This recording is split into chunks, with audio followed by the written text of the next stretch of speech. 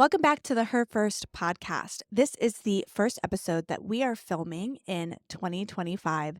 We're really excited to bring to you lots of new topics, lots of new guests this year. I'm Joanna Newton, and I'm a business owner. I help people create and launch their own online courses. And I'm Michelle Houston, founder of To Be Honest Beverage Company, a non-alcoholic spirit brand, as well as personal brand and business mentor. Today, we're talking all about the TikTok ban. And if you are a creator, if you're on social media, this is probably something you're hearing a lot of people talk about or you're thinking a lot on your own. We'll share some background on what is exactly happening and what's happening next. But the talk of banning TikTok has actually been happening for a long time and it keeps getting delayed. But there is a possibility that right after filming this episode, just a couple of days from now, that a Supreme Court decision could affect what happens with TikTok, with it possibly going away by January 19th. Now, for creators, this can have a lot of implications. If you rely on TikTok for your business, you could have an immediate impact on your business. So today we're going to go over the situation, what's happening, and what you as a business owner and a creator can do about it. So let's start with a little bit of background in case you're not familiar about the circumstances of what's happening. So TikTok, as you may know or have heard of before, the TikTokies, it's a popular social media platform owned by Chinese company ByteDance. So it's facing this potential ban here in the United States due to what's being called national security concerns. So in April of 2024, Congress passed the Protecting Americans from Foreign Adversary Controlled Applications Act, which requires ByteDance, the overarching company, to divest its U.S. operations by January 19th, 2025, just a couple of weeks away at this time. Or they could face a complete ban on TikTok within the country here in the United States. Of course, TikTok is available throughout the world. So this is just impacting the United States and access in this country. So ByteDance has legally challenged this mandate, arguing that it violates First Amendment rights, and the U.S. Court of Appeals for the D.C. Circuit upheld the ban. And the Supreme Court is scheduled to hear the case on January 10th, 2025. Like Joanna mentioned, we may have some more updates for you as things progress. So this potential ban has caused some anxiety among TikTok creators and small business owners who rely on the platform for income and marketing. But many are exploring alternative platforms and diversifying their social media presence in anticipation of the court's decision and what could happen. So as this situation develops, the future of TikTok in the US kind of remains uncertain. But pending the Supreme Court's ruling and any actions taken by the incoming Trump administration will determine and dictate what happens. So why we're talking about this today is ultimately to center around not just what's happening with TikTok and the current news around it, but you as a personal brand. As a content creator, as a coach, as a business owner, how sometimes leveraging one platform can be a mistake, and how you can actually start to think about your business in other ways and through other channels that can help guard you against some of these issues that either come down politically or from a business and economic standpoint so that you are not negatively impacted, have to close your doors, or experience the stress, the frustration of what it could mean to lose a social platform like TikTok. And we've seen this before as content creators and entrepreneurs. When Twitter was sold to Elon Musk, people left Twitter en masse. So a lot of people left the platform in protest of that because they didn't want to support Elon Musk being owner of Twitter. That tanked reach of tweets like crazy because there were fewer people on the account on the platform and fewer people engaging. So this is not something that is just happening now because of TikTok. It's something we're going to see over and over again. Equally so, right now, Meta is under fire because Mark Zuckerberg just announced that they will be no longer having fact checkers on Facebook anymore, which can be a little wild. I wouldn't be surprised if we see people leaving Facebook in protest of that and feeling like Mark Zuckerberg is basically doing whatever Donald Trump wants. And so that's just something to think about and be aware of is if you're using a social media platform, you don't own that social media platform. The owners can change things, the algorithm can change, the owners can do things you don't agree with, so you don't want to support their platform. There's all kinds of things that can happen, and you need to be prepared as a business owner to not be at the mercy of one social platform for your business. And just to, reiterate some things we're sharing, because this is super newsly, this is super timely. We're filming this on January 8th. The Supreme Court case will be happening January 10th. This episode will be posted just a few days after that. So if there are updates about what's happening with the ban, we'll make sure we put them in the show notes, link to a news article, so you can go there and see the current situation that's happening when you listen to this episode. So, one of the things we want to emphasize with this podcast as you're listening is that you are oftentimes your business. Even if you're creating a brand, you're creating the identity, the persona, the personalities, the aesthetic, the care, the compassion, the values. Whatever it is that you're imbuing into your brand is a representation of you. And a lot of times we talk about personal brands on this podcast and how someone is representing themselves in the public eye. And if you are using one channel to do that, it often leads to issues within your business. Either a lack of lead flow, something happens with the algorithm, something changes, you don't have the same access you used to. Sometimes your account is banned, which we've seen before. Or if you're running paid ads, sometimes you can get banned on that platform as well, and all of your ads are cut off. So, what we're emphasizing is that you cannot rely on one channel for leads, sales, and for your business as a whole, and what it looks like to diversify instead. So, if you are someone who uses TikTok or not at all, say you use Instagram mainly, or say you're on Pinterest predominantly, or say you're on YouTube, there are all kinds of things to think about when it comes to creating your personal brand, creating your brand online, and actually putting your business in front of customers. So, starting to think about the ways in which you're diversifying your traffic sources. How are you showing up in the online space? Where are your people hanging out? And can you start to add on another channel? There's a lot of suggestions, I think, from digital marketers and a lot of social media accounts that say like focus on one channel, just go hard in one space and then add on channels. I think that's right in some cases and wrong in some cases. I think it depends on you as a brand. I think it depends on your propensity. I think it depends on where you naturally spend your time, a lot of other factors, where you feel comfortable, what types of content you feel comfortable putting out, whether that's audio, video, copy, etc. But I think it's important, even from an early stage, to think of at least 2 or 3 different channels. And that could look like Instagram, LinkedIn, and actually doing like a regular, consistent email marketing campaign. It can look very different for who you are and where you are at in the stage of your business, but thinking about the different platforms that you can start to explore instead of relying on just one. Yeah, and when I work with clients, I always recommend that they start with 2 channels. I know that a lot of people are like, "Could just go in on one," but, like, do you really wanna put all of your eggs in one basket, right? Like, just focus on one. If that one doesn't take off, you're really struggling. If you have 2, you have 2 opportunities to really potentially grow, and then you also aren't as much at the mercy of the owner of that platform and that owner of that business. If you focus on one, you're basically say you focus on Facebook and that's your primary bread and butter, you're saying, "Okay, Mark Zuckerberg, all of my advertising is through you. You better not screw this up for me." You're kind of at the mercy of what they do with their business and their platform, which is a iffy place to be. And if you diversify with say 2, then you have, more options if one goes away or if one's not working for you. Now, do you wanna be everywhere? No, that can be really, really stressful and very hard to grow multiple platforms at a time.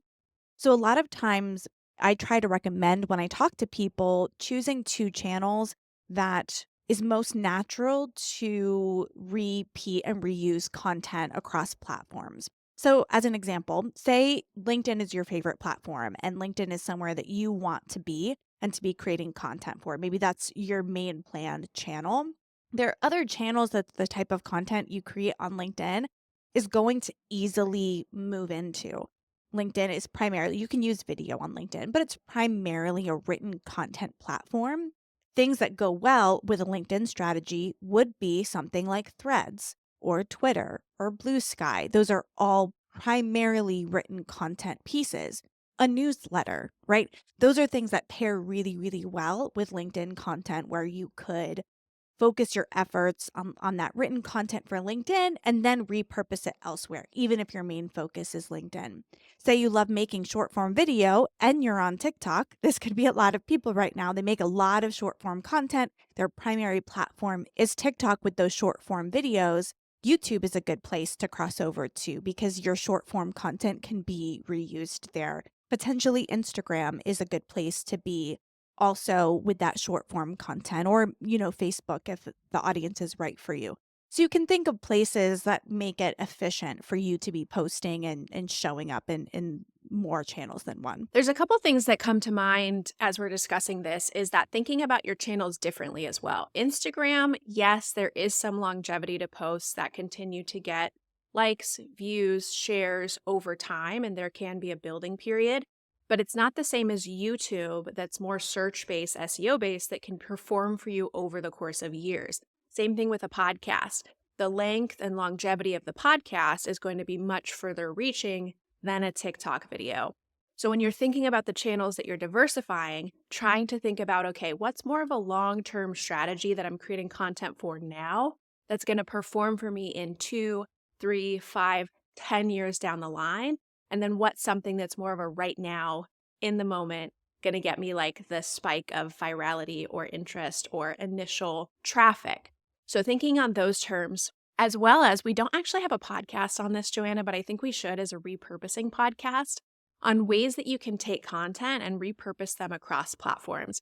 Because I think when we get stuck in that single channel, it's usually because, oh, I'm creating content specifically for Instagram, I'm creating content specifically for YouTube, but not knowing how to take that and then reformat it in an easy, efficient, systematic way for a different platform, which can be really simple when you build it into your operating systems, when you have, maybe a contracted team in place to be able to help you with that process.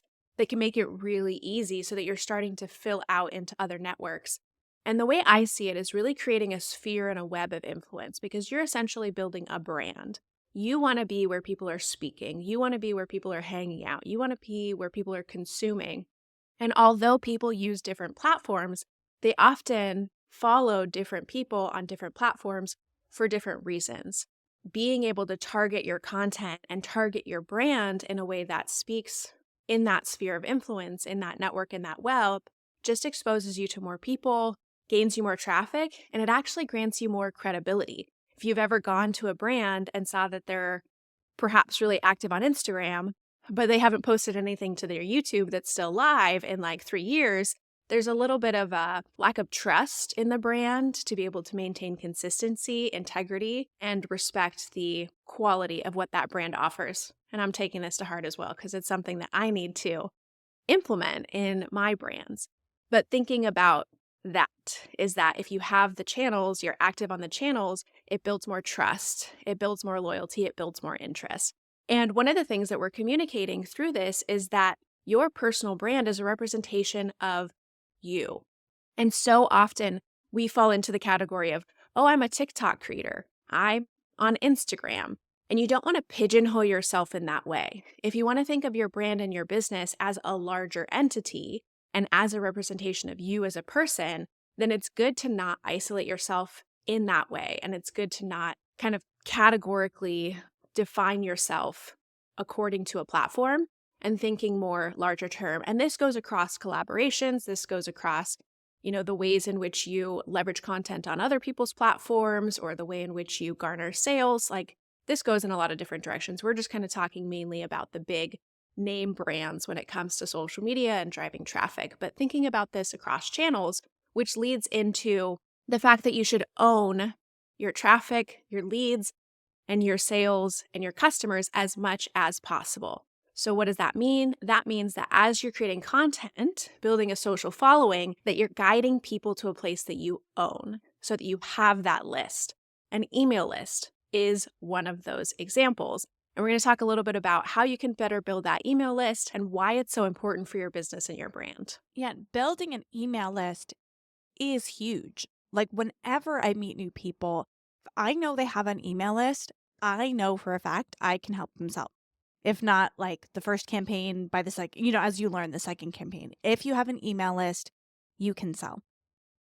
But I will say, if you have 100,000 Instagram followers and 0 email list, I'm not sure if you can sell yet. So getting that email list is key to sales. And, there's a couple of reasons for this. This is really important. That's where you can follow up.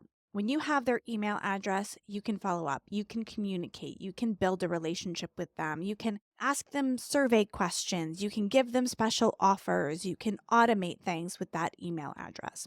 The other thing to think about, again, with the thought of the TikTok ban, right? If you had 100,000 followers on TikTok and you were making sales and you lose that on the 19th, if you have their email addresses, you're okay. If you don't have their email address, you are not. The other thing that happens on a regular basis outside of TikTok is there's outages. Instagram has outages. Facebook has outages. If your planned launch day, this happened to me, by the way, as an aside, if your planned launch day is on the day of an outage, you lose a day and you have to adjust. But if you have email addresses, the bulk of your launch can still happen. The Instagram work was an icing on the cake where your email address is where you're getting most of your sales from.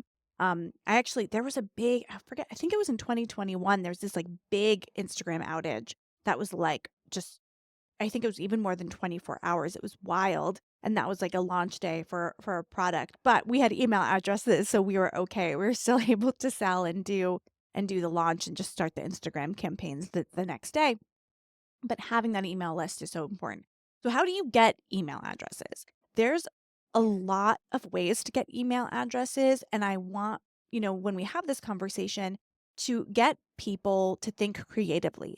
Now, the very traditional way is some sort of lead magnet, some sort of freebie that you can put up on your website, drive traffic to that link, capture their email address, and give them something great in response. Now, one thing that I see creators do that can be really confusing is have like 75,000 lead magnets. Maybe 75,000 is an over exaggeration, but they think they need 75,000 lead magnets. I like to recommend people start with one and promote it on everything. Everything goes to that one lead magnet. Maybe you add a couple over time, but really, really focus on one lead magnet to build those sales. And so that's like your traditional route, like capture people on social media, on Instagram with your bigger high level content, get them in a little closer with you with some sort of freebie, and then move them down their line and their funnel to a paid product from there. But you can get really creative with how you can get leads. One of the ways that I grow my email list is through all of the discovery calls I booked. Everybody who books a call with me and meets with me, not everybody's the right fit for my agency services. So they go on my email list for future launches and future products that I'm going to sell. I probably average about 3 calls a day. So that's an extra 3 leads a day that I'm getting through the system on a regular basis, right? That's a way to do it. If you go lecture somewhere or speak somewhere, you can often grow your email lists that way. So think through all of the activities you do. You can likely use some of the things you're already doing to grow that email list. And those are really great ways to tap into your warm leads. These are people who are already interested in what you're doing. They've already said yes by following you, engaging with your posts, your content, and you're just taking them organically to the next step. A couple other ways we'll throw out there to grow your email list is to collaborate. Who are people in your niche that are adjacent to what you do, not offering the same thing, but potentially have the same prospective client, the same ideal client persona that you can capitalize on? Either doing a swap of freebies so that you can get people who are targeted and interested in what you offer, reaching out to someone who has an email list of 1,000, 10,000, depending on where you're at, and offering them something of value. Hey, I have something that I think your audience would be really interested in, and they could benefit for these reasons. Would you be interested in doing a freebie swap and doing it that way? Being featured on someone's podcast, being featured in their membership, reaching out to their newsletter. If they already have a consistent newsletter that's engaged with a high open rate, high click-through rate, which a lot of people, especially in my space, the personal development space, have very engaged lists, and people trust them. There's so much respect and trust and loyalty with that brand already that you can borrow by collaborating with them, either, even just paying to be a part of their newsletter or offering some sort of commission or affiliate deal on an opportunity can be a really good way to drive that traffic. There are other ways to find yourself on other platforms as well, whether that is on social media channels, you're collaborating, getting in front of more people, whether that is through blogs. I know not people don't talk about blogs as much anymore, which I think is kind of funny watching like what people talk about with trends, but people are still actively searching websites for content. And so getting featured in someone's blog that has a lot of site traffic that again either offers a freebie, a free consult, something that gets their email into your platform and again on your list is a great way to think about alternative ways to show up in the online space. I think also we often get, hooked on the idea of a freebie, which is the best way, the lead magnet, but I've seen unique and interesting ways that people use, a DM strategy. So if you're not familiar with ManyChat, look it up. It's a DM automation strategy for social media channels that essentially responds to a word. So whenever you see comment or DM, claim or guide or support or a number, then that DM automation strategy sends them a response automatically. Kind of takes some of the load off of your plate. It's not so manual, and it takes them through more of that buyer process and that getting to know you journey without your input and energy. But you don't have to necessarily offer just like a PDF. It could be a podcast that they might be interested in. It could be another YouTube video or another conversation that you had somewhere else. It could be referring them to somebody else's thing, which is counterintuitive, but sometimes it's just helpful providing resources and giving that value up front so that you're, again, not having to put all this time and energy into what is the perfect lead magnet, but what is my audience going to be interested in and how can I help and support them? And then the best way is just to get their email and send them an email with the content. So that deliverability is going to give them what they need and it's going to get them on to your list. So those are just a few ways to be able to leverage your organic content and your traffic in a way that now you'd quote unquote own that audience member, that potential and prospective buyer, so that you can continue to sell for them. Because email is still the highest conversion rate from what I know in terms of sales. So that's a really great strategy to pursue. Start adding in and get people onto that channel. And then, of course, pay attention to them, nurture them, send them some emails, provide some value, do some of the teaching, the education, the sharing of stories in your email so that you can lead them down that process. And just consider it an opportunity to kind of build out that business and brand as a whole, as opposed to, I just have a social media presence. Yeah, you just walked through some really, really great strategies and tactics to getting people in your funnel, bringing them in, engaging with them, right? And a lot of times, like TikTok or your Instagram or any of those social channels are your super, super high top of funnel activities that are going to get people engaged.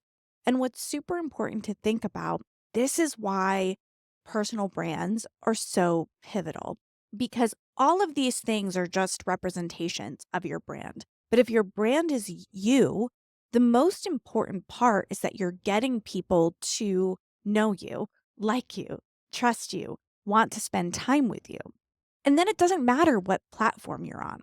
If you're on TikTok right now and you have a bunch of unengaged followers who don't really like you, know you, trust you, want much to do with you, if you try to go get them to move with you to Instagram, if it's being banned, or if you try to get them on your email list so that you can engage with them further, they're not going to move.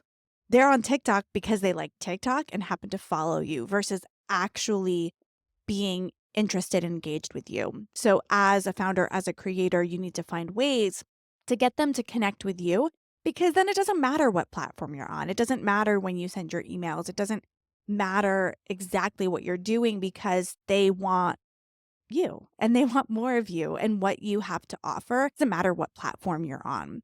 So your personal brand just goes so far beyond what platforms you're on, what your sales channels are, what your lead magnets are, what your email follow-up systems are, what your products are.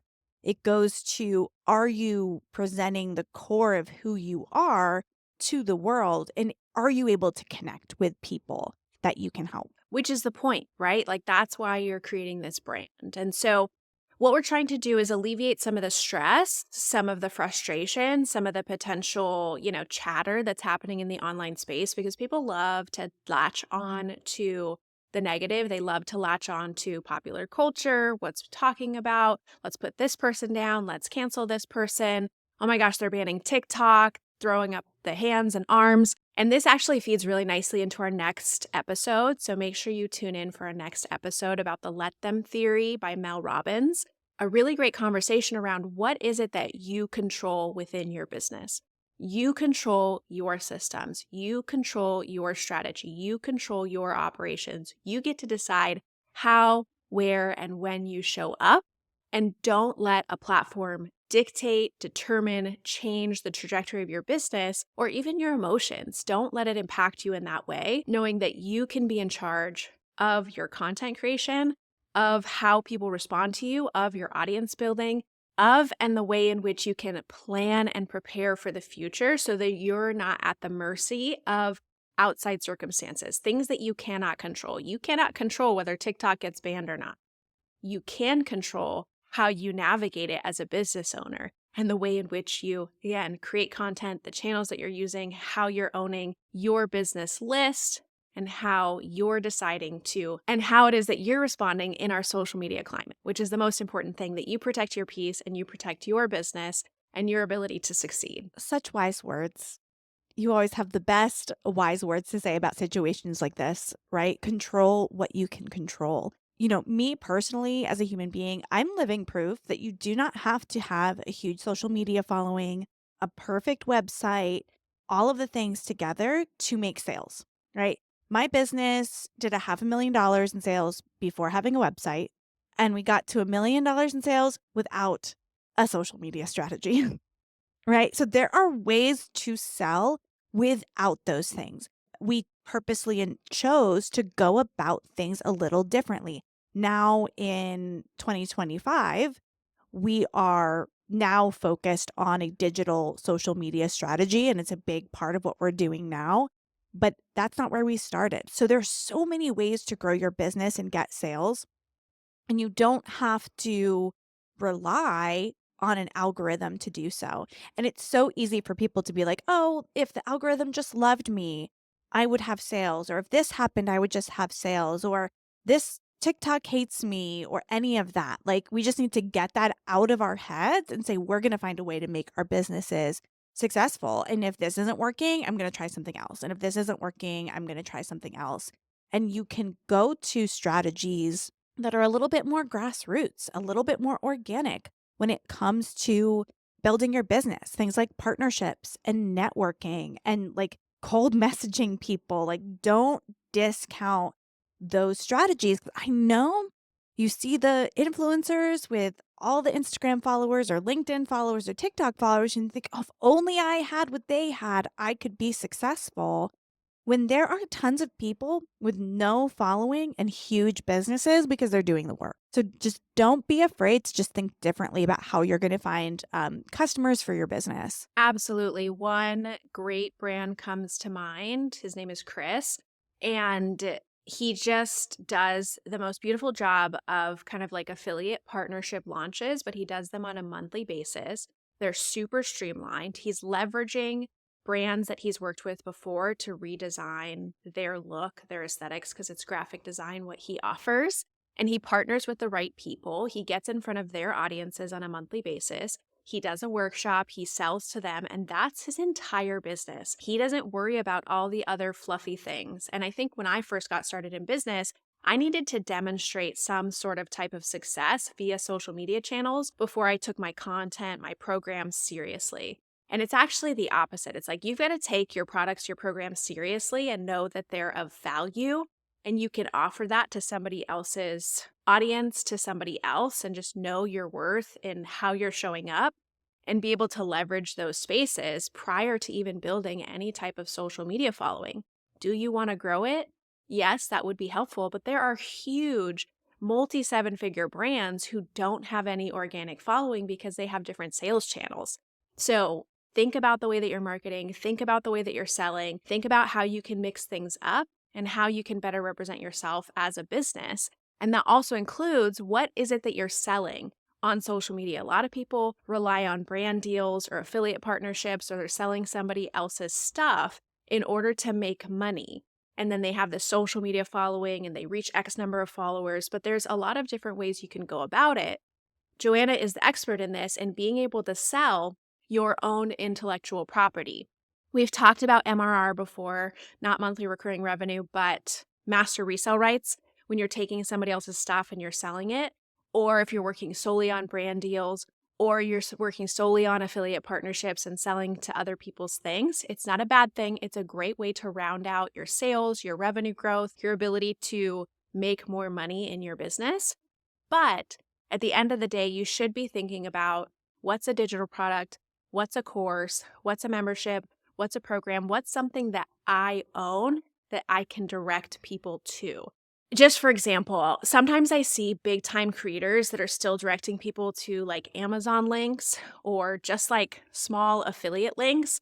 And I'm like, man, if you as a skincare creator had a free lead magnet that was your routine that sold into a simple digital product offer about like taking them step by step through what it is that you do for skincare or for hair care or whatever your focus is, that would be so much more impactful and astronomically more profitable than the 5 to 10% you're getting off of a $5 product on Amazon. Like the way in which you can actually build and grow your business is so much more worthwhile if you actually thought about like what's the intellectual property that you can create and then sell and navigate it through membership, course, digital product, or some other offering. Yeah, because when your business is so closely tied to the success of another business, you're just limited and you have less control. Those things can be great ways to get started, great ways to get revenue,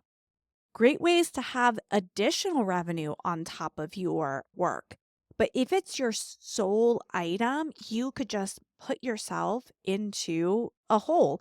Another example, like Jeff Bezos is under a lot of scrutiny right now for some choices he's making, and people are talking about leaving Amazon and not using Amazon anymore to boycott what he's doing.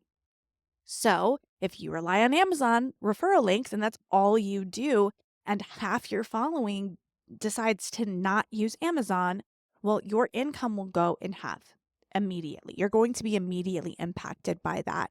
Speaking specifically about like MLMs here, but Beachbody in towards the end of last year got rid of their like multi-level marketing status and just turned to straight affiliates. So people who were making money off their downlines got told in 2 weeks, this is over.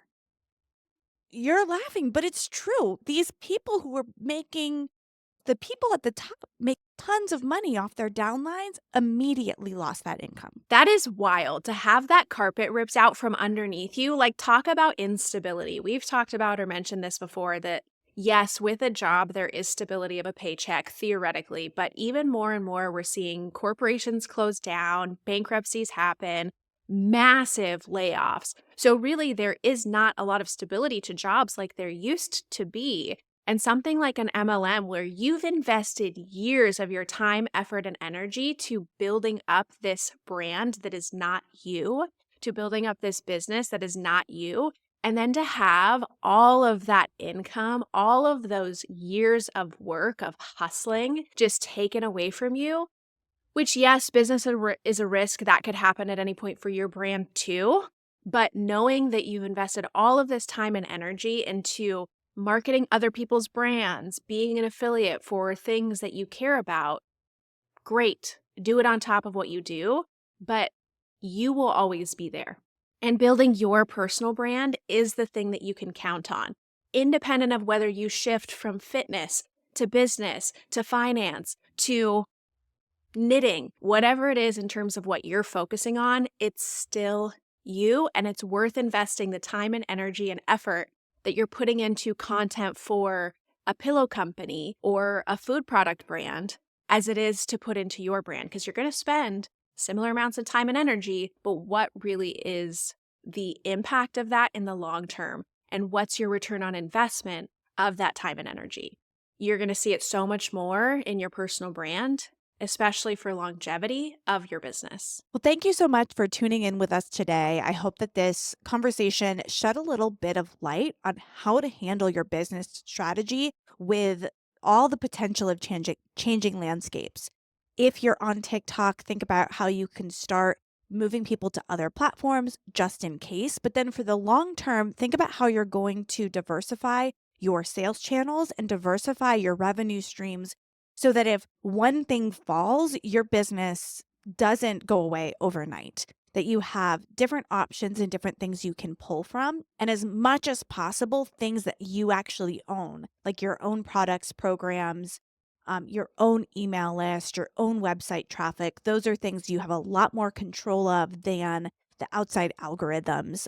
You don't want to be at mercy to them or an individual business owner for the success of your business. So please stay tuned, subscribe to our channel, follow us, stay connected to get notified when the next episode will be live.